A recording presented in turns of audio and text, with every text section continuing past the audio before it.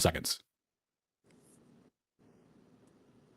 Well, I know I'd like to hear more about I think you were still there. Yeah, you were still there when oh, what was his name? Jesse was giving his example of theodolites on two mountains at the same elevation and they weren't getting zero, right?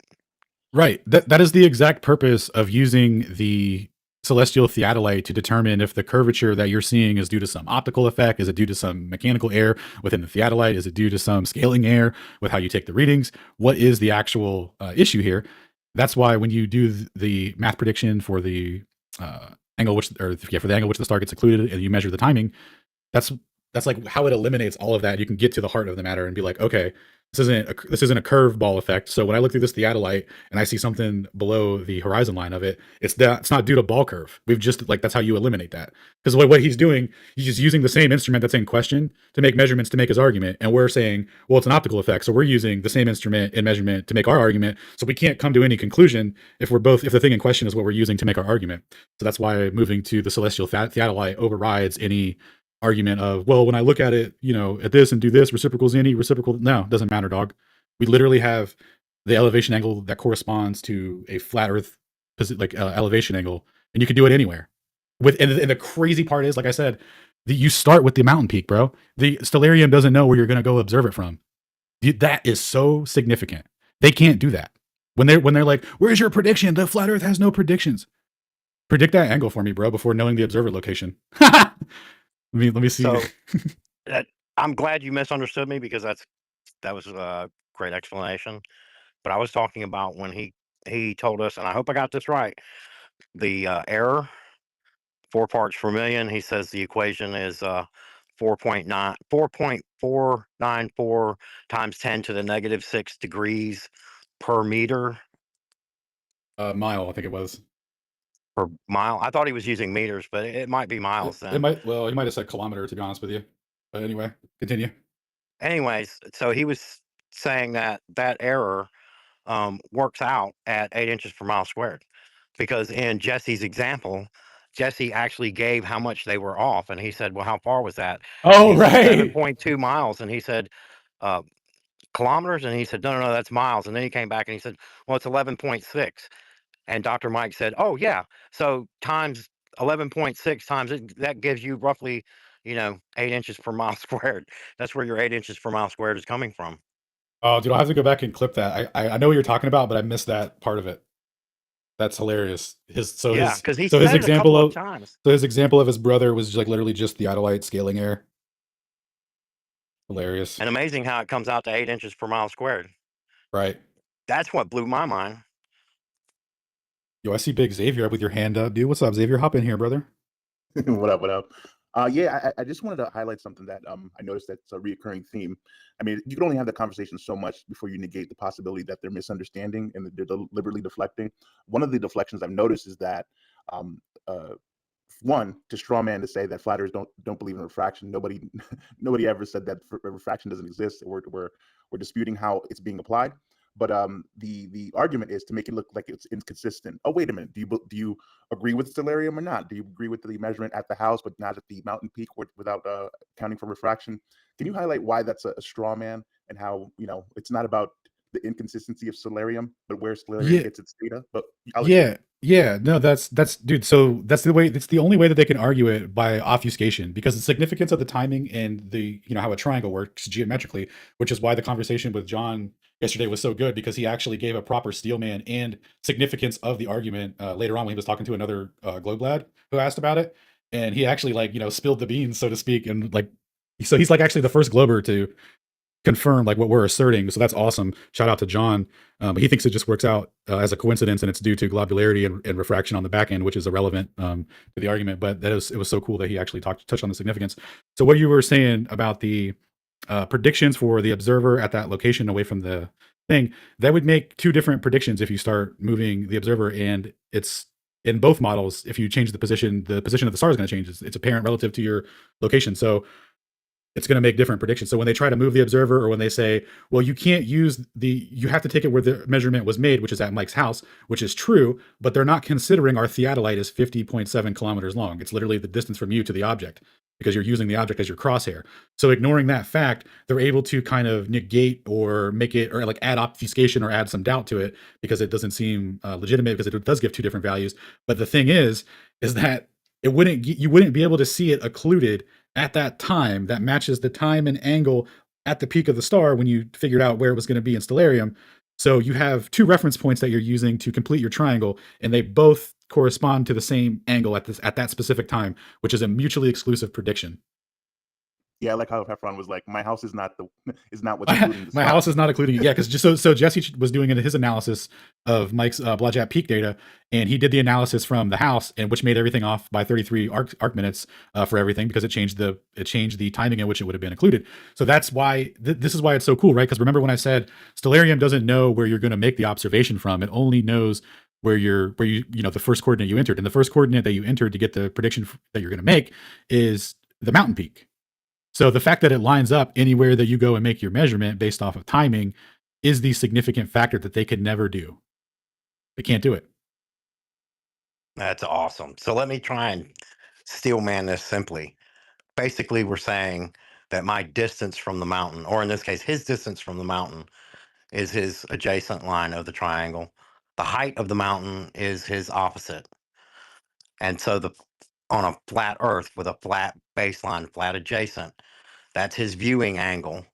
And it just so happens that that's when the star occludes, when it's at that particular angle, making it a straight line from him to the mountaintop to the star, right? Am I getting that right?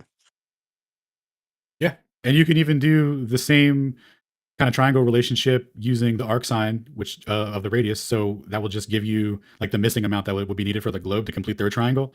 So we have like both timings, accounting for what the mountain would be if it was tilted away versus if it was actually at that elevation with respect to sea level. And guess what it turns out to be, lads and ladettes? Actually at that elevation. Yeah. Oh, while we're talking about this, let me put up a cool image in the jumbo for us that our boy Stephen B and Glenn Conrad made for us for the celestial theodolite. Look, some concept art for us. Yo, Xavier, I see you put up the one, but check this new one out, dog. We got a sick one.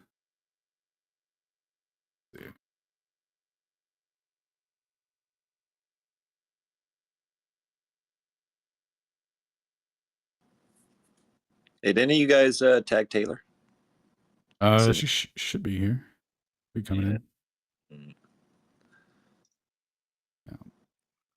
I didn't even download it. I'm the problem.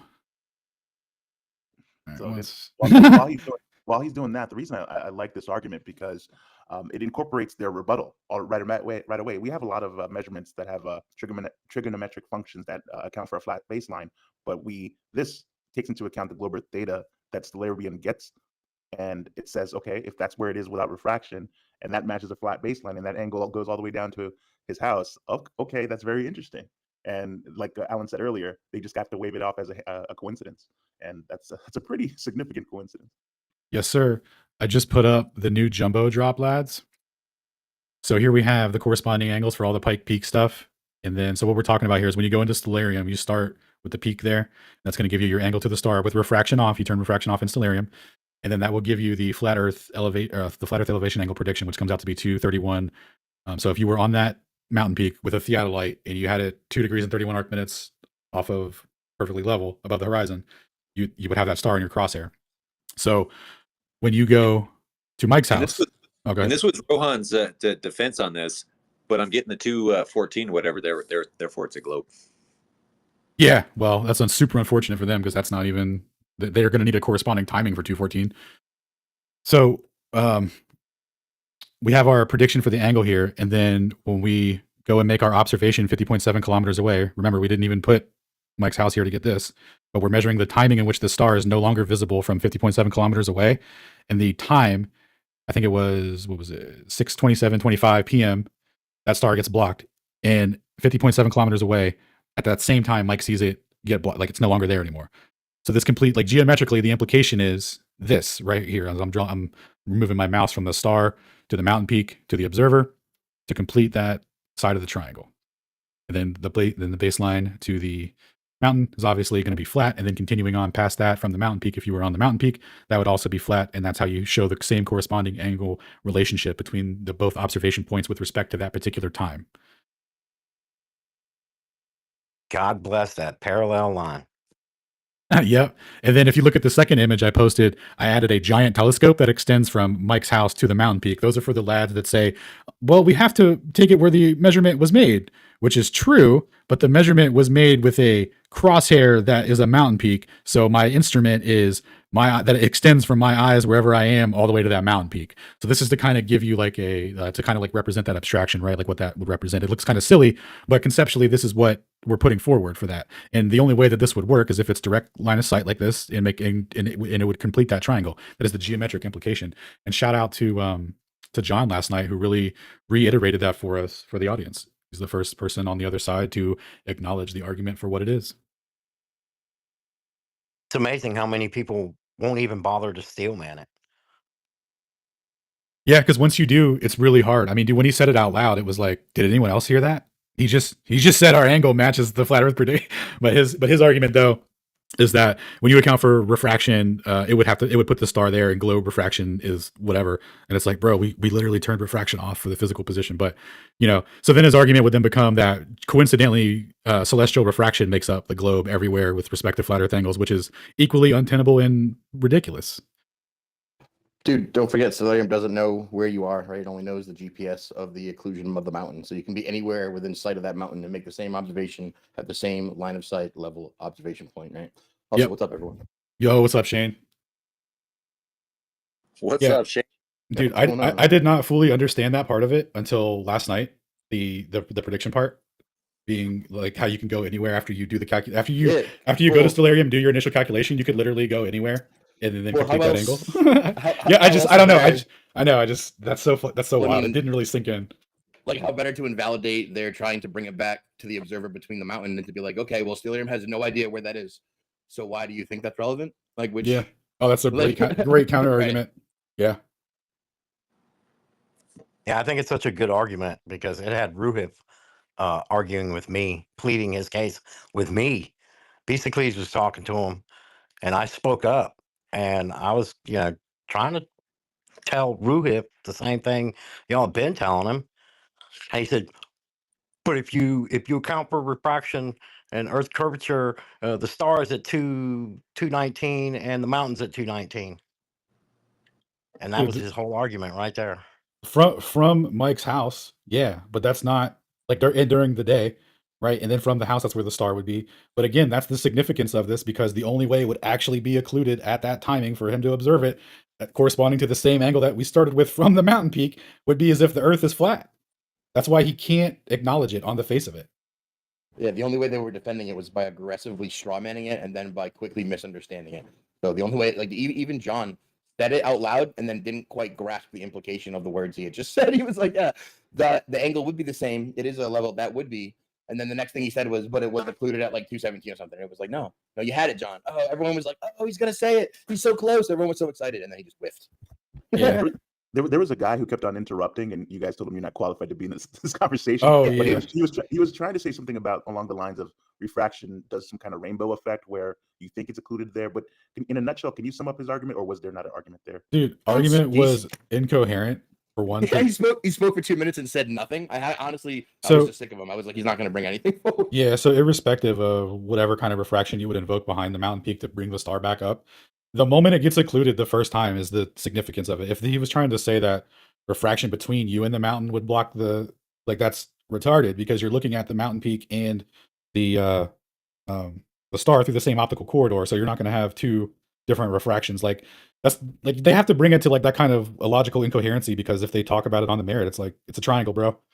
It has to be flat all the way through, otherwise it doesn't triangle. And I even said to John at some point, and then I'm like, are we going to just argue against triangles now? Because like, if you want to, I'll do it, but I don't think anyone wants to do that. And he was like, no, I don't want to argue against how a triangle works. I was like, okay, great.